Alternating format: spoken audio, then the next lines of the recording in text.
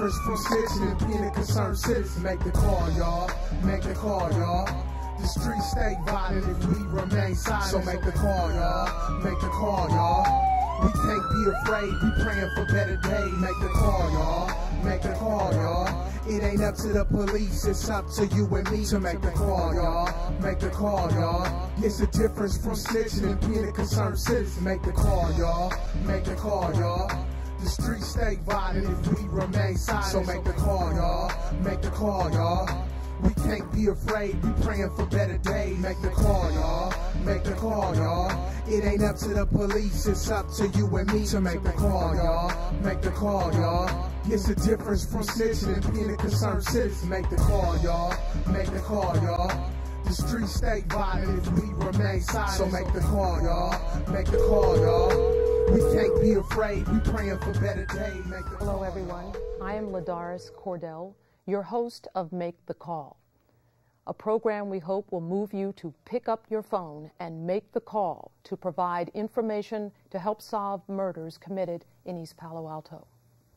In the first half of our program, we bring you profiles of 2 murder victims. You will hear about how their lives were tragically ended, and you will learn all about them through their family members who are with us. In this program, we will also bring you photographs and information of more of East Palo Alto's most wanted. And if you know these individuals and have information on their whereabouts, we want you to make the call to the anonymous tip line, 853-TIPS, T-I-P-S, 853-8477. When these people are in custody, our streets will be safer. Now, in the second half of the program, we're going to learn how people in this community have come together to work for peace and calm in East Palo Alto. These are people who, instead of complaining, are taking action to stop the violence. Approximately 100 murders have been committed in East Palo Alto over the past 15 years, and fewer than 1/2 of those murders have been solved. In our last program, we brought you the profiles of 3 murder victims. In this program today, we bring you the profiles of 2 more. Our first victim profile is that of Aaron Dennis. To give us the circumstances surrounding Aaron Dennis's murder, we have with us Sergeant Jeff Liu of the East Palo Alto Police Department. On October 20th, 2007, a little before 5:30 p.m., officers were summoned to Xavier Street and Purdue Avenue for the report of multiple shots fired. Upon arrival, they found Mr. Dennis, or Aaron, laying in the street suffering from multiple gunshots. Paramedics were summoned, but were unsuccessful in reviving him. At this point in the investigation, what we know is that Mr. Dennis, or Aaron, was brought to that intersection by the suspect driving a light-colored sports utility vehicle. Aaron had to exit the vehicle, and at that point, the suspect shot him multiple times before fleeing in that utility vehicle. We believe we know who the suspect is at this point, but we need your help. We need witnesses who may have seen what happened, seen the suspect fleeing from the area, and in the best case scenario, are able to identify the suspect. We've done a lot of work in this case, and I think we've built a pretty good case. We just need that one extra step, and that requires your help. Thank you, Sergeant. Sure. Well, joining us to talk about Aaron Dennis are Aaron's brothers, Cortez Dokes and Lawrence Dokes. Thank you both for being here. My name is Lawrence Dokes. You're Lawrence? I'm Cortez. And you're Cortez. Thank you both for being here. How old was Aaron when he was killed? 47. I think he was 47, okay. Yeah. How did you all find out that Aaron had been killed? Well, I got a call around 9 o'clock from the East Palo Alto police station. They got in touch with my sister through his cell phone, and that's how they got in touch with the family, through my sister. And then they called me, and I came down to East Palo Alto to find out what was going on. And they need to ask questions and know about my brother and what was going on with him. You know. So Cortez, how did you find out? my sister called me, and I couldn't make it out to Palo Alto during that time, but she had called me and told me about the murder, and I called my mother and broke down, and Must have been just terrible. couldn't take it, because basically he came out here from Atlanta to join a union with me. He was coming out from Atlanta to me, and that's why I take so much.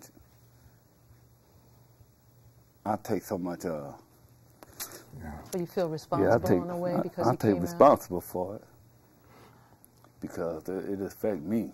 Because that day he had called me, all he asked me was that morning to come pick him up, and I didn't.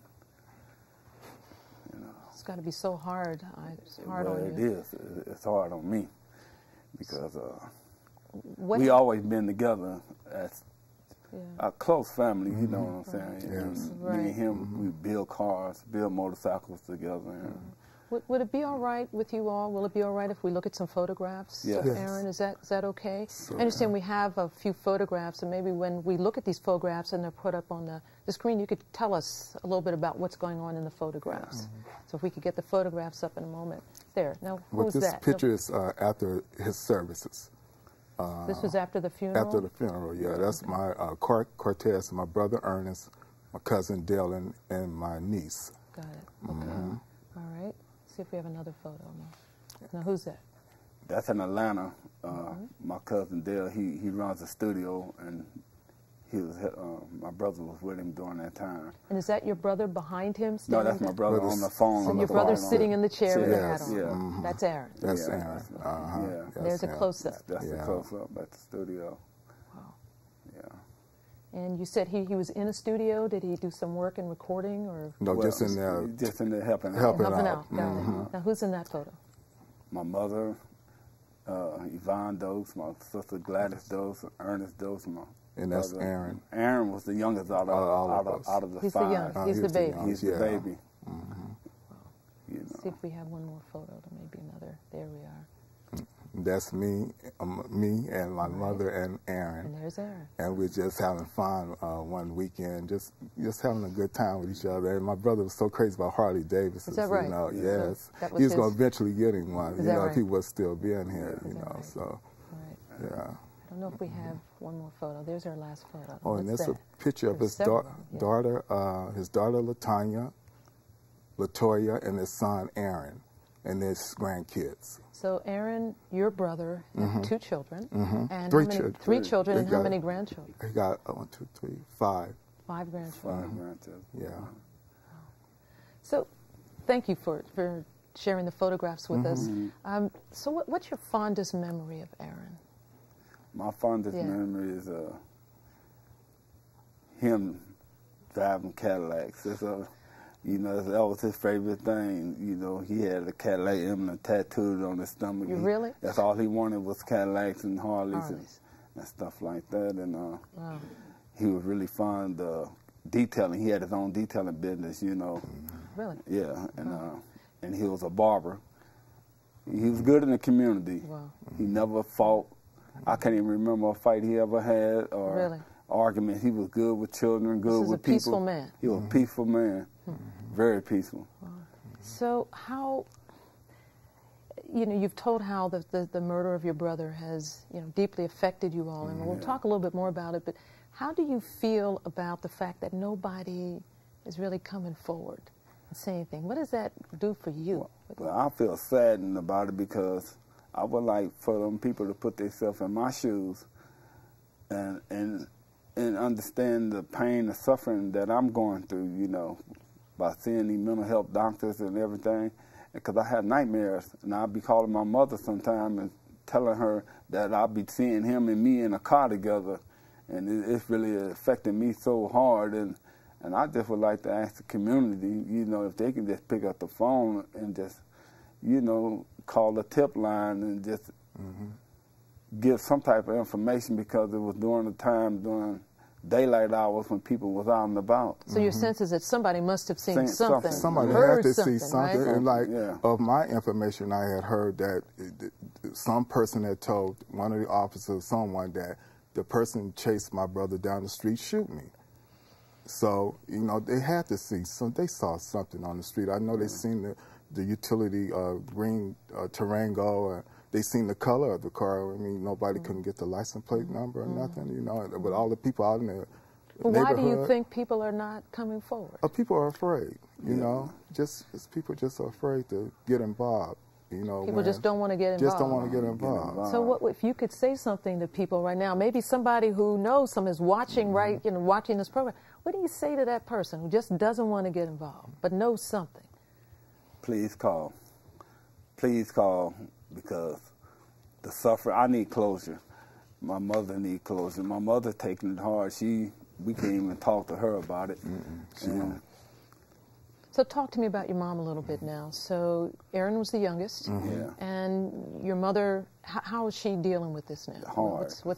She's in a situation where she don't even want you to even mention his name to her, because she just can't kiss too hard for her. Yeah. You know, so you don't talk about... No, you're not talking to her. We can't. Nothing. Okay. So certainly finding out who did this is going to help bring closure for her, too. Yes, it will. Yeah. Is that yes, right? it will.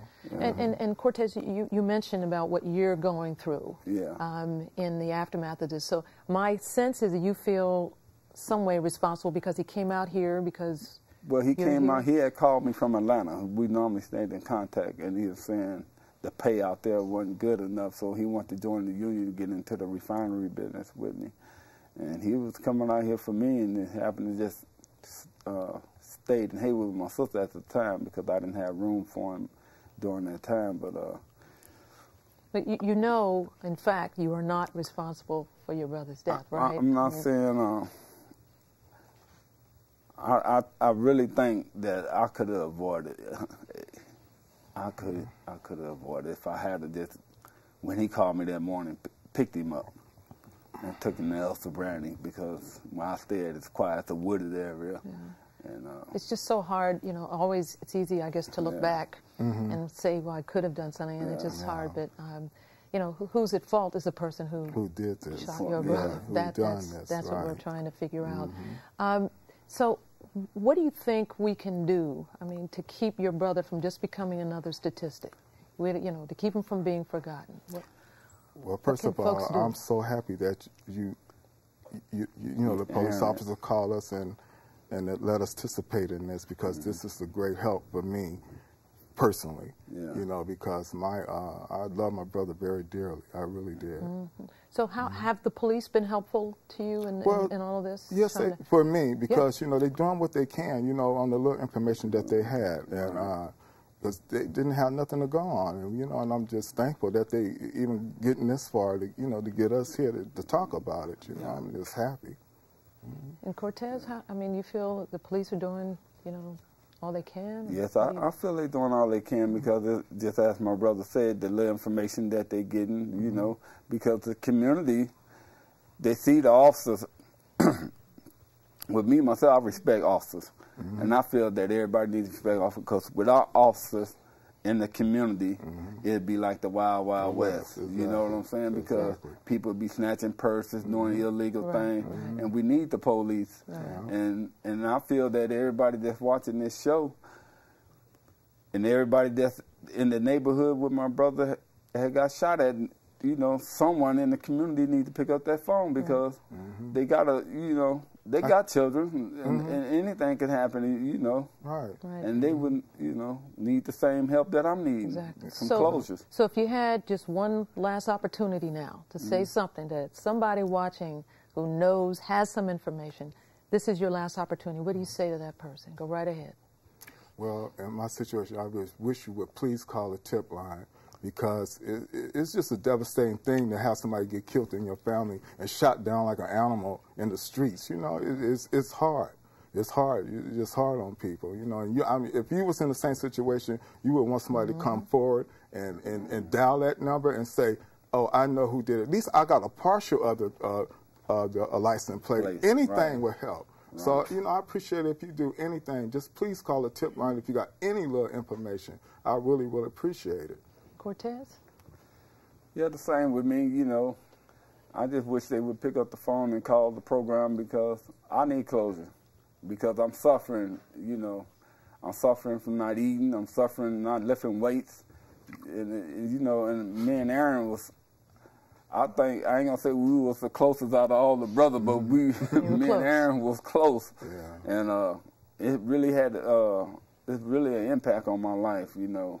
I don't like to talk about it neither. You know, I'm like my mother, you know. I know this is hard. I know this is hard for on you. me. And, you know, I had went to see a psychiatrist today and was showing her the obituary and me standing over the casket and everything, because I need some closure. And I just wish somebody find in their heart to call out to Well, I thank both of you for having the courage to come forward tonight and to talk about something that's very, very difficult. And I thank you for being here. And I say to those watching, if you know anything about Aaron Dennis's murder, if you saw someone, if you saw a vehicle, recall a license plate number, or just heard somebody talking about this murder, please, please do the right thing and make the call. Dial the murder tip line. It's 888-MURDER-0. That's 1-888-MURDER-0. We'll be back with a profile of our second victim after this public service announcement and after taking a look at some of East Palo Alto's most wanted. Ambulance emergency number 14, what's the location of your emergency? Behind the building? Yeah, I think somebody got shot. We hear some bullets or something.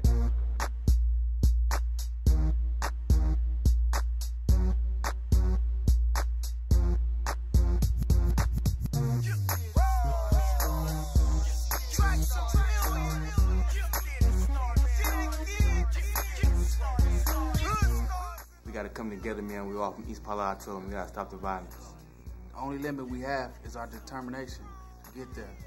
Just because we feel that we leaders, because we sell drugs or carry guns or whatever, but that's being a follower. Because that's what's going on in our community. Everybody's doing that. We see it's surrounding us. So it's time to step up to the plate. We realize that many of us were contributors to that problem. And now we figure that if we can just do a little something to give something back, to help, then we're willing to do that. We think that it's important that young people know that all police ain't your enemy. Doesn't matter where you're from, whether you're from C Street, whether you're from the Ville, whether you're from the Mid, it doesn't matter where you're from. We just need to all stop the violence.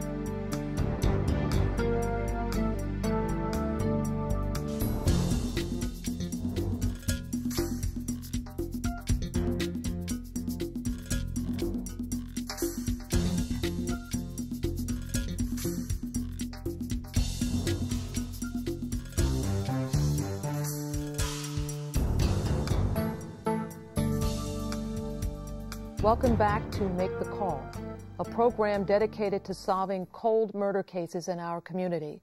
I'm Ladaris Cordell, a retired state court judge and your host. Next, we bring you the profile of our second murder victim, the murder of Michael Eugene Booker.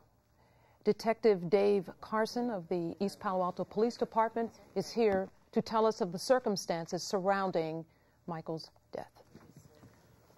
On September 22nd, 2008, at about 5:22 in the afternoon, police officers were dispatched to 137 Holland Street on a report of shots fired. Responding officers found the victim, Michael Eugene Booker, suffering from multiple gunshot wounds. Michael was later transported to the Stanford Hospital emergency room where he succumbed to his injuries shortly after 6 p.m. We've developed information that a unknown suspect approached Michael from behind riding a bicycle, stopped for some reason, fired multiple shots at Mr. Booker, then fled the scene. We're looking for any additional witnesses in this case that could help us bring some closure and actually solve this homicide. We ask that you come forward, assist us in helping this family. Thank you, Detective. With us to talk about Michael Booker are his cousin, Barbara Jacobs, and his companion, Kathy Smith. Welcome to both of you, and thank you for joining us on this program. And I truly appreciate your willingness to speak out in the face of this tragedy. So I'll start with, well, either of you can answer this, but how did each of you find out about Michael's death? I found out you are Barbara? I'm Barbara Jacobs, okay. And I found out about approximately 10 minutes after. And that was a real hard jolt for me. What, did you get a phone call or someone come to your house? His mother called. His mother called you. And what did she tell you? She just said Michael had been shot. And so I immediately went around. But the hardest part for me and to understand was he was there at our house first. And, you know, we had our laughing and our talking and family, just love going on there. And he had dinner and he was going to leave. And but there, you know, just the circumstance, a phone call, and he continued what he was doing, then he left, and then he went around to his mom's. How soon after he was with you was he shot? It's probably a good 12 minutes. That's all? 12 Approximately minutes. 12 minutes. Kathy, how did you find out? Well, I actually found out his brother called me. I was actually home cooking dinner, and his brother called me and told me that he had been shot. And so I immediately left. I met his brother at his mom's house, and we went to the hospital directly. All right. So what was Michael like? What kind of a person was he? Well, I think he was different with the two of us, but right. for Well, me, he was very humorous. He had a good sense of humor. He was very loving. He was just an all-around, just a really good guy, you know. A little hot-tempered sometimes, but, you know, but outside of that, you know, we had a pretty good relationship, and it was a lot of fun. We just had a lot of fun together. How about you? Michael was always fun with us. He spent a lot of time with our family, so he was like our little brother. Not that he's that much younger than I, but we spent a lot of time together, and he had so many great skills. Such as what? He was a carpenter, and really? I mean, he was just so good at that job, really? You know, and I always give him credit for being so good with that, and he loved doing it. Really? Yeah, that was part of him. I know we have some photographs of Michael, so perhaps when we show these photographs now, you could tell us maybe a little bit more about him now. There he is. Well, this was actually the picture from the program at the funeral. It was actually a picture of he and I together. Really? And but this is from the program from the funeral. And how old was Michael? 52. Okay. Now. And this was actually a picture he took of himself in the front yard of his mother's house. Let's see if there's another. And this is a picture of he and I at his brother's house. And was this a long time ago or fairly recent? This would have been a couple months before. Really? Yeah. Wow. I think we have one more photo. And this was a picture of he and I at a park where me and my siblings, we had sort of like a little reunion of sorts, and we were all at a park together. And this was also a couple months before. Wow. These are great photos. So how has Michael's murder affected each of you? Barbara, how has it affected you? It's very hard because I think about his goodness, and as so everyone has some goodness, but I think about how he presented himself all the time, and I was always happy. So this is a man who always had a smile on his face? Always had a smile on his face, always jovial. I mean, he comes in and he just talk and ask everybody how they're doing, and you know, you miss that type of personality all the time because you deal with so many negatives otherwise. And he was not a negative person? No, we didn't deal with the negatives that much. How has this affected his mother? I think she's still trying to deal with the fact that she was on the phone with him when it happened. So that part hasn't left yet. So she's talking on the telephone with him, which he's across the street from her house. Okay. She's almost looking at him. And to hear it happening and then he says it happened, she's not through that part yet. And that, to me, that's probably the worst thing that anyone can do to another person anyway, is to take their life. Somebody's life, And for her to try and get past that, I don't know what it's going to take, but we all have to work together to try and get through it. Yeah, I don't know if anyone ever gets past it, you know, particularly when your child is killed, you know. Kathy, how has this affected you? Well, for me, it's been, I'm still trying to adjust to it. You know, I still don't believe that he's gone. You know, I keep thinking he's going to come home, he's going to come home, he's going to come home, but he's not coming home. And so I guess because there is no closure, per se, that it makes it a little bit more difficult. So it's still a little difficult, but I have Barbara and her family. They're a great source of support for me. I have a couple of really good girlfriends that are a great source of support for me, and, you know, my sister. So it really helps that, you know, I have someone that I can talk to about it, and but it's still very difficult. So nobody's come forward. No. So how do you all feel about that? I mean, can you understand why nobody's come forward? Or? To a degree, you can understand why no one comes forward. Why has no one come forward? Well, I just think it's because, you know, people have become complacent and they don't want to get involved in something that doesn't involve them or their family. And but what people need to understand is that, you know, Michael was part of a family, and that, you know, the loss of him doesn't just end with him. I mean, you know, he has immediate family, he has a companion, he has cousins, he has friends that are all affected by his passing. So, Barbara, how do you feel about the fact that nobody's coming forward? I mean, does it upset you, or are you just kind of well, I'm very upset. I'm very upset when no one comes forward about anything that should be.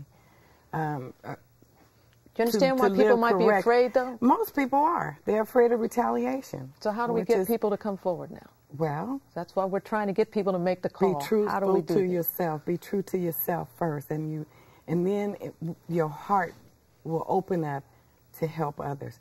And I think the best thing is that anybody can do. That's why they call it a hotline. You don't have to tell your name.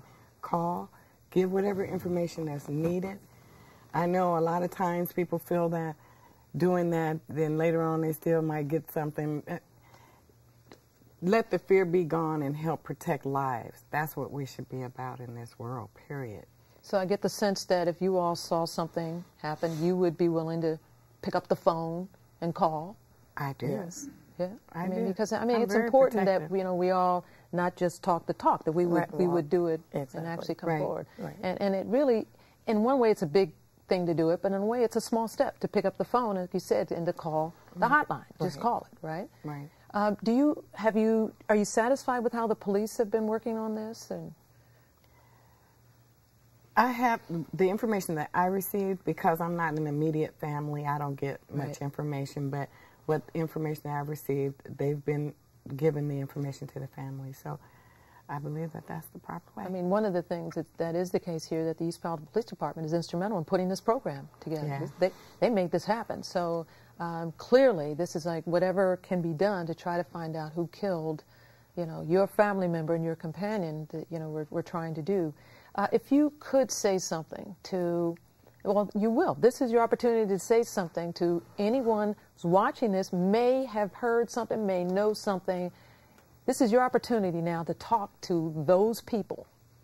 What I would like to say to anyone that might have information regarding this case is to please come forward, and I'm hoping that this program is actually going to touch someone's conscience and that they will pick up the phone and make that call, because, as I said before, it didn't end with his death. There are still those of us that are left here that are still trying to deal with it, and we're still affected by it greatly. And if they could just put themselves in our shoes and just understand how it is that we feel and what we must be going through. And we're just hoping that at least it will just, touch a heartstring and at least give them the strength to make the call. Yeah. And if you, Barbara, could talk also on behalf of Michael's mother, if she were sitting here, what would she say? She would actually just ask someone to make the call. She doesn't talk a lot, but she would ask someone to make that call. And in order to help, I'm going to go a little more personal for me, because I am an East Palo Alto resident and have been most of my life. And the things that I've recognized in our community is that the love for each other has fallen away. And we need to pull ourselves back together in order to show we are a community. Mm-hmm. Making that call, it helps everybody. Absolutely. It helps everybody. Thank you. We need that. Thank you, Barbara. Thank you, Kathy. And thank you for having the courage to come on this program and to talk about this. You're welcome. If any of you know anything about the murder of murder of Michael Booker, please make the call. Call the murder hotline, and it's 1-888-MURDER-0. 1-888-MURDER-0. Thank you all for coming on the program. And now, East Palo Alto Police Department is always about the business of seeking to have better and better crime-fighting tools. So they now have an online crime alerting and mapping service with crimereports.com. So please take a look. My name is Doris Cohen. I work for the City of East Palo Alto as the crime analyst, looking at patterns and trends that exist within our city. And currently we're using a new mapping program that would allow us to look at the crimes via the internet as well as internally.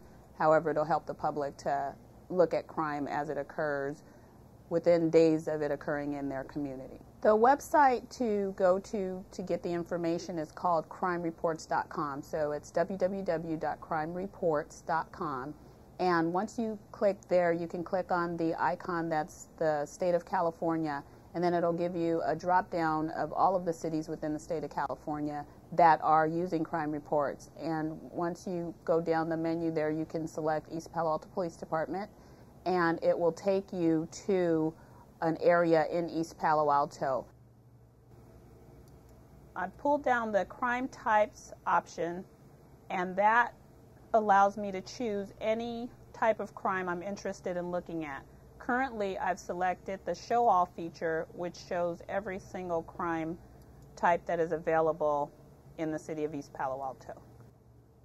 To the left here, it shows the detailed information about each of these crimes. And to get all of the information, you could scroll up or down, and it'll show you each icon as well as the date it occurred, the location, the crime code, and the case number and time of the crime. At the bottom, it tells you the exact type of crime and list that out more specifically. A lot of residents may select to put their own street address once they've pulled up this map. In the enter location field, this data will tell you how far from your location the crime has actually occurred. There's a section that's titled period or days, and you can tell crime reports that you want to look at a 3-day period, a 7-day period, 14 days, 30 days, or you can click on the calendar icon that will give you the option to choose other dates. Currently, we have data in here from January 2007 to present, so you can scroll back and forth on the from date, choose the date that you're interested in, and then go to the to date and choose that date as well. Crime reports can only show 500 crimes on the screen at one time. So the other option that I can do is, instead of looking at all crime types, I can just ask to hide all of the crime types and just choose a select few. In this particular case, I'll choose homicide and robbery. So it shows me those where those crimes have occurred. There are 38 crimes that it's currently showing.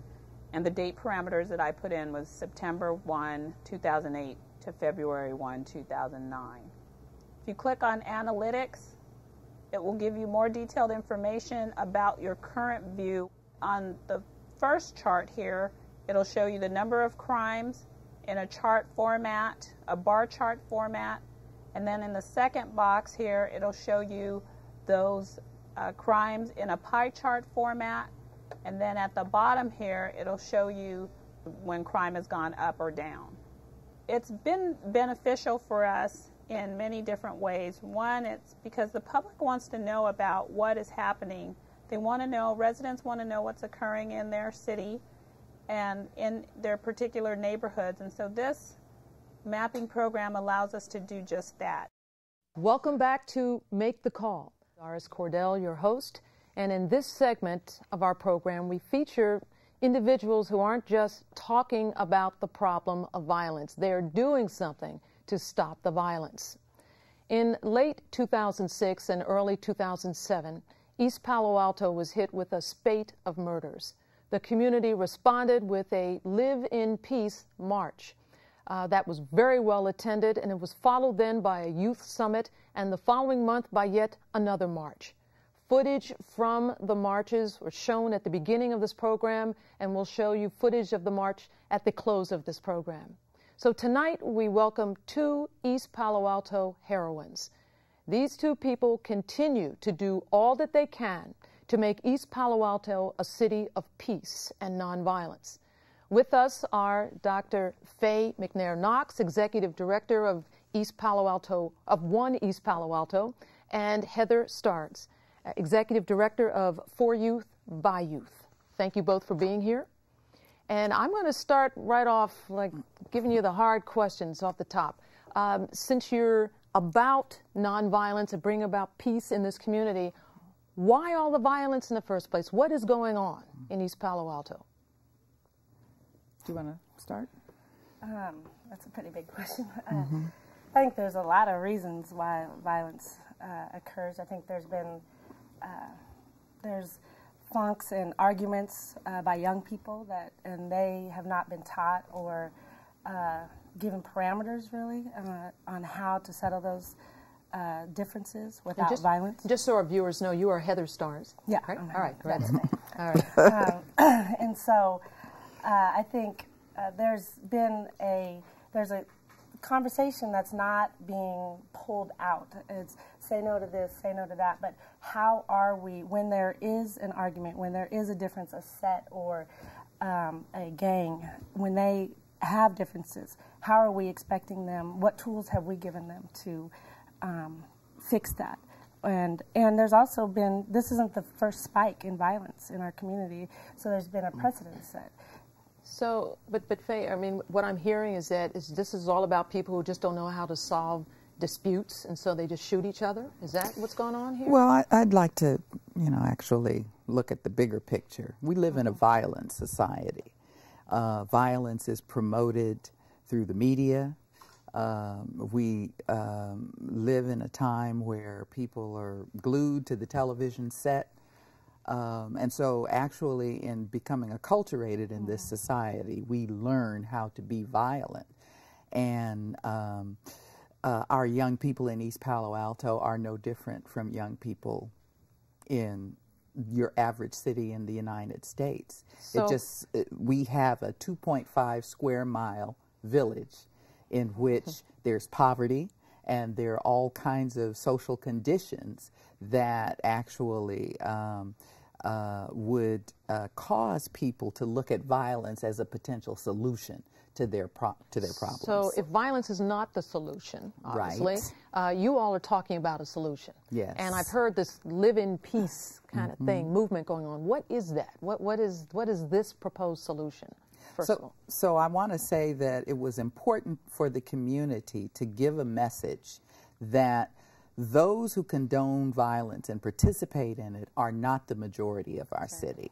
That was what was so powerful about that Live in Peace March, and the fact that young people felt compelled to put that message out there. So we as older adults really just sort of fell in line behind the young people to support them as they made that very strong statement about, we do not want this reputation for our city. We don't want violence here. So this was really young people pushing this thing through. Is that right? Yeah, I think, I mean, there's a couple more conversations. Just, it's easier to get a gun than, my sister is a first grade teacher in East Palo Alto, and she wanted to get a rabbit for her class, and it took like a month-long process to adopt the rabbit. It takes about 20 seconds to get a gun, and so we also have that happening. And the youth are not, there's a very, like Faye said, there's probably 1% of our city that are actually perpetrators. And the youth are saying, look, we're trying to move forward, and there's other ways to go about this, and we want a voice in this. And well, do marches make a difference? I mean, what else are we doing here besides marching? Marches are fine, but... Well, first of all, marches do make a difference. How do they make a difference? Historically, that it gives our community a voice. It gives the youth a place to say, look, it's not everybody doing this. And even the people that, I would guess that the people that have been involved in shootings, it gives them a way to say, you know what, I don't want to be in this. I didn't want to be in the first place. I got caught up in something that was bigger than me. Now I have a reason to say, you know, I'm cool, I'm good. So what happens after marches? What do we do after we march? Well, it's not only after marches, it's during the marches, right? It's before, during, and after marches, because marches are just an expression that every individual can participate in. So it gives the individual a sense of empowerment that I too can do something that says this is where I am on this particular issue. But what really has to happen is that we have to address the problem at the root levels. And we have to take action that will be long-term, and then we also have to have action that will be immediate. And so one of the things that the march did was it helped bring attention on a community-wide level to the problem, and that in turn encourages people, groups to say, I actually want to be a part of this solution. And so it's sort of a motivator, if you will. Got it. So what happens next now? What's ahead? Well, one of the things that first march did in 2007 was it attracted a lot of people, young people especially, to come out. And those young people, as a result of being in the march, said, we actually need something to do. So there's a lot of idle time on hands for some of the young people. And so they raised the question to adults and others who have resources that, well, why isn't there anything for us to do in the community? So that in turn spurred folks into creating positive activities for youth.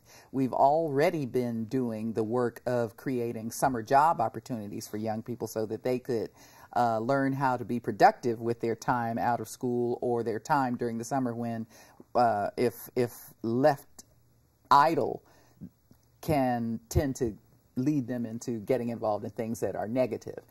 Also to encourage adults to form relationships with young people, to reconnect to our young people. So it just raises the point that we all need to do several things to sort of undo this pattern that has fed this tendency for some young people in our community to participate in violence and for that to appear to be the norm in our community when in fact it is not. So Heather or Faye, how do you measure the success of this? Is it that the crime rate goes down, murders go down? How do you know if you're making progress? Well, first, I think it allows our community to tell our story, opposed for the media to decide what stories get to be picked up and what stories get told. As soon as there's a shooting, everybody comes and talks about it.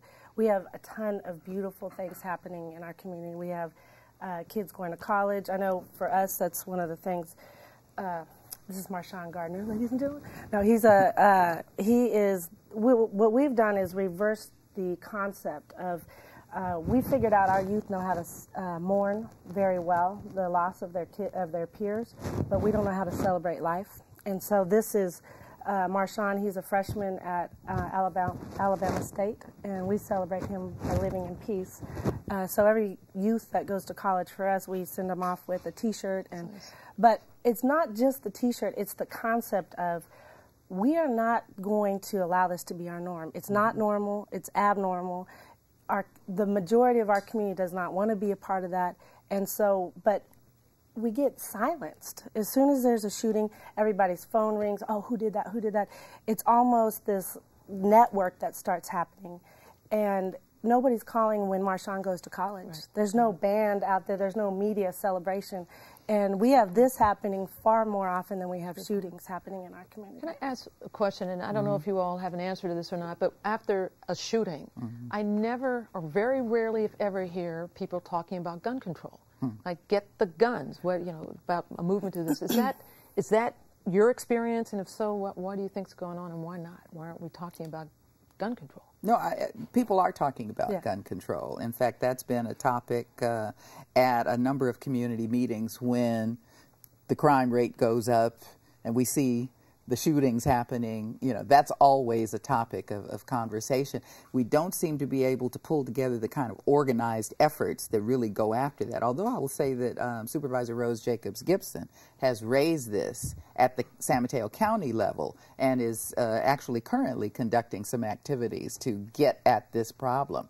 But in the community, we say, who's bringing the guns to the community? How are these young people getting the guns? Well, there are forces beyond the community that contribute to that problem. And we've had people talk about organizing events where people can come and turn in guns and so forth. That hasn't happened as much. It's not as readily done as, say, a march. People can get hyped about a march, but when you talk about getting people to address this issue of gun control, that's a much bigger concern, and one that would take, I think, a really massive organizing effort. Well, I'll tell you, it would take people outside of East Palo Alto to care about it, is what it would take. Right. And so as soon as we could organize with multiple counties, with multiple cities, but as long as, often what happens is as long as it's contained into East Palo Alto, it just is nobody, but we are not the ones buying or shipping in guns. And so, have either of you heard the phrase "bless the block"? Yes. Yes. Yes. So tell us, what is as a matter of "bless fact, this is the current version of the T-shirt. "Bless the block" at the top. It says "Bless the block." Youth United for Community Action is one of the groups organizing the "Bless the Block" activity. So what is that? In which I understand prayer is held for particular neighborhoods in town. Maybe, Heather, you know a little bit more about the details. It happens on the full moon, when the moon is full on, I think, a Friday of the full moon. They come together wearing white T-shirts and these? Well, now we wear these, and pull together people and pray for the street, whatever street. We're trying to organize around the last shooting where that goes. It's not me organizing it, but it's Yuka. But is it the particular block where there was the violence? Is that what you're saying? And people... It can be. It's kind of moving to that as well. Wow. So let me ask you this. With President Obama in office, and we have a change in leadership, and there's this whole notion of trickle down, and you set a tone from up top, and we've had one hell of a tone, I think, for 8 years before this. So now, do you believe there will be an Obama effect with respect to the violence perhaps decreasing in East Palo Alto? Well, I think it will certainly help. I think it won't cause it to happen. I think it was already there, that our community is mobilizing around this whole notion that we don't want violence here, and that we need to put things in place that will help those who are participating in violence see that there's another path that can be taken. But Obama certainly has brought hope. And with that hope, individuals are seeing how they can actually step up and participate in any social movement that will cause an improvement in quality of life. So I certainly think that with Obama being a community organizer, we have some elevation of status to those of us who've been out there toiling in the field, if you will, as community organizers, and it will certainly help. Yeah, I like to think Obama is an effect of hope in East Palo Alto. It's actually reversed. He's in place because people want change. He's not going to bring about the change. He's the icon of kind of like the hope was here. That's right, and we found a place to push it, to channel it. So another group that has been working to bring peace in East Palo Alto is the East Palo Alto Police Department. So talk to us, will you, about young people and the relationship with the East Palo Alto Police Department today. What do you see happening? What's the relationship like? Well, I think one of the things that's been really exciting for me over the last 3 or 4 years since Chief Ron Davis has taken over with the East Palo Alto Police Department is that crime prevention is being viewed as a comprehensive effort that involves more than just law enforcement agencies. That there is a role to be played by the community, particularly at the grassroots level. That the police department, the officers are coming into the community, into community gatherings, into meetings, into places where young people and adults are, into the faith community, and actually being a part of the conversation that's happening in the community about what can we do to improve this situation. And I think there's a willingness on both sides, on the part of the community as well as on the part of our East Palo Alto Police Department to work together more. I actually know a lot of the police officers by name, and I've lived in this community over 40 years, and this is a first for me. And I think it's breaking down some of those long-standing myths and expectations about what our relationship is as residents with the police department. But, you know, we're all older people now, and so Heather, I mean, do you really see a change in the relationship between young people in East Palo Alto and the police? Yeah, I think it's beginning. I think Chief Ron Davis has done a lot of work with his entire team to start building that bridge. But there's years of mistrust and decades of mistrust between our communities and the police. I think there's definite movement. And one thing that I've seen, different police officers, including the chief, have come through a family night, and which is what we hold. It's about 70 kids, and you said this was family night? Yeah, we call it. What is that? It's a gathering of kids that are our family, and we have a dialogue around the disease of violence, looking at violence as a disease, how you can be infected with it. It comes from Dr. Joe Marshall's up in the city, but the things that I've seen is they've been able to sit there and hear real hard conversations with the police. The police have been able to hear that and take it and not respond, crack some jokes, and then start building the relationship. But, you know, policing without relationship is not very effective, particularly in a really small community. And I can recall a time when I had a law practice in East Palo Alto in the mid-'70s, and there was no city of East Palo Alto. We were part of the county, and we had the sheriff's department where we had people who had really no connection, who basically didn't really want to be here. And it was kind of an assignment you took because you had to take it, but it wasn't one you wanted. So indeed, there's been a market change just over, you know, in the last 30 years to have our own, you know, the police department here.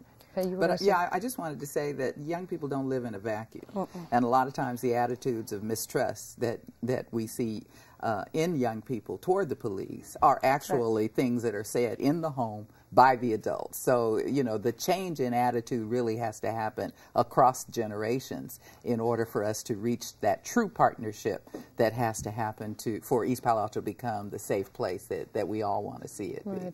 Recently, I spoke to a group of young people and asked how many wanted to go into law, and some raised their hands, and how many would be lawyers. And then I asked how many would like to be police officers, and not many hands went up. And that's because there are those, if you will, some stereotypes, some things based in reality where there are these issues. And the hope is that one day you'll see these young people in East Palo Alto and they'll raise their hands and say, I want to help bring peace, and that means also being a peace officer and doing that kind of thing. I have to show this, please, because this is the type of way that this movement takes place. We teach in the Community Court School South, and they do quilting, and they made this.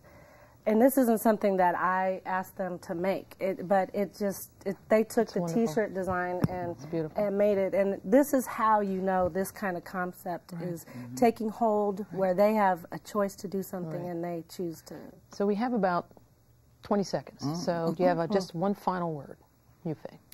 Yes, live in peace is something we all can do, and it's certainly something that we all can figure out a way to express.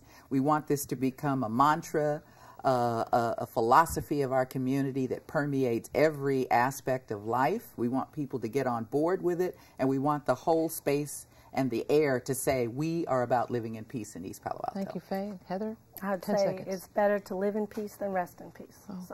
Thank you all for coming on Make the Call, and thank you for making a positive difference in our community, and please keep up the great work. Thank you.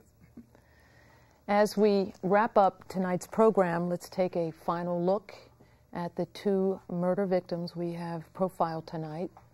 Our first profile was that of Aaron Dennis, and our second profile was that of Michael Eugene Booker. If you know anything about the murders of these young men, please do the right thing and make the call to the murder hotline 1-888-MURDER-0.